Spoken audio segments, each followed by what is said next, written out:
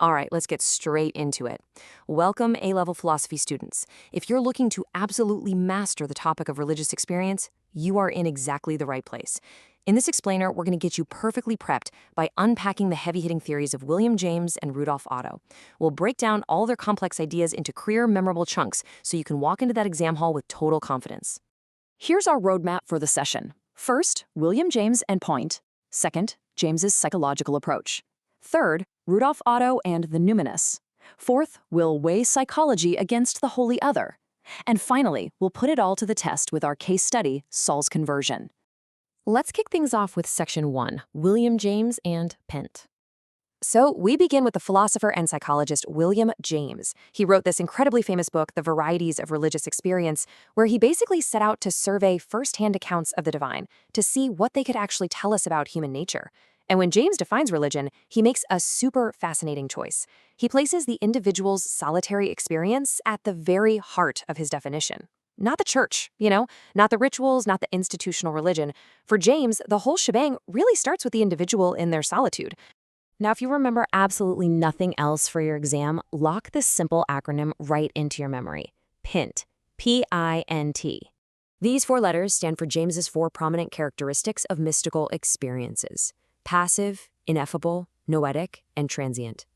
Basically, if an experience checks these boxes, James classifies it as a genuine mystical state. We're going to break them down one by one right now so you've got the perfect exam vocabulary ready to go.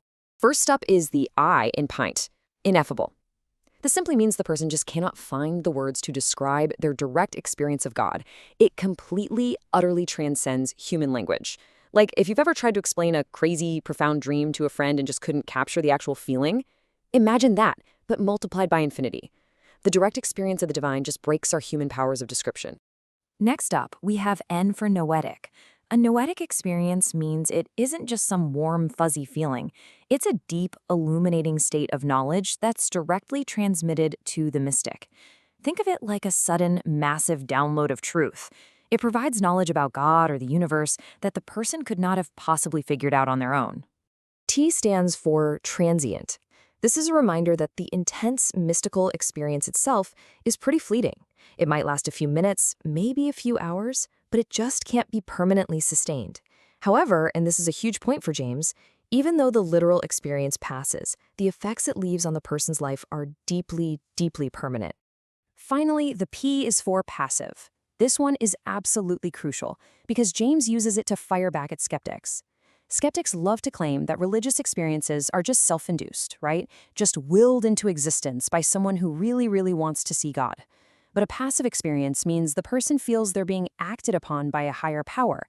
They aren't initiating it at all. They are literally just the receiver. Okay, moving right along to Section 2, James's psychological approach. Since he was a psychologist first, James built his approach on 3 foundational principles, arguing that these experiences, even though they are psychological phenomena, actually point to a higher order of reality. First, empiricism. He treated the vast mountain of case studies he collected as actual valid empirical data. Second, pluralism. He noticed a really interesting pattern. People from completely different faiths were having highly similar experiences. They were just interpreting them through their own cultural lenses. So a Christian might see the Holy Spirit, while someone from a different tradition interprets it in their own way. And third, pragmatism. This is arguably the most important piece of his puzzle. The absolute crucial takeaway here is that James cares most about pragmatism. For him, truth isn't some abstract, floating concept. Truth is found in what brings value. If a religious experience dramatically changes a person's behavior for the better, like if it turns a genuinely bad person into a good person, there is immense value, and therefore truth, to be found in it. He is laser-focused on those real-world effects. Which brings us to Section 3, Rudolf Otto and the numinous. Now, Otto takes a vastly different, far more theological angle than James. He focuses on something called the numinous. This is an apprehension of the wholly other, an experience that is totally, completely outside our physical, observable universe. It's that profound, terrifying awareness of absolute human nothingness when you're brought face to face with a holy, powerful, and transcendent being. Otto loved to use this brilliant illustration of the numinous. Simon Peter's reaction after witnessing Jesus perform a miracle. Peter says, "Depart from me, for I am a sinful man, O Lord." It's such a wild reaction when you think about it. He's simultaneously drawn to Jesus, but he's completely repelled by his own overwhelming sense of awe and inadequacy. He suddenly realizes his own nothingness in the face of the divine. Otto summarized all of this with a famous Latin phrase, mysterium tremendum et fascinans. We've broken it down into a cheat sheet for you. The tremendum side, that's the terrifying part. It's full of awfulness, overpowering humility, and this compelling, vigorous energy. Meanwhile, the mysterium side is fascinating. It's wholly other, totally outside normal physics, yet the individual is completely caught up and intensely fascinated by it. All right, Section 4, Psychology versus Wholly Other. When you're evaluating these two for those top-tier exam marks, you really need to highlight the stark contrast in their focus. James roots his study deeply in human psychology and practical effects. For him, it's all about how the experience changes the person here on Earth. Otto, conversely, insists the experiences of an external, terrifyingly majestic God completely outside human comprehension. So James focuses on the internal human mind, Otto focuses on the external, overwhelming reality of the divine. Finally, Section 5, our case study on Saul's conversion. Let's actually test both of these theories by applying them to your required A-level case study. Application is vital to show examiners you truly get the material. You probably know the story. Saul was an aggressive persecutor of Christians.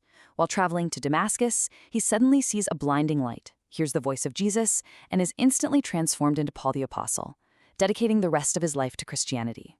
So, how exactly do our two philosophers frame this incredibly dramatic event? Through James's psychological lens, Saul's conversion maps perfectly onto the PINT acronym. It was passive. He was literally struck down by a light, an external force. It was ineffable, defying any simple logic or description. It was noetic. He received direct knowledge of Jesus. And it was transient. The flash passed, but his life trajectory was forever changed.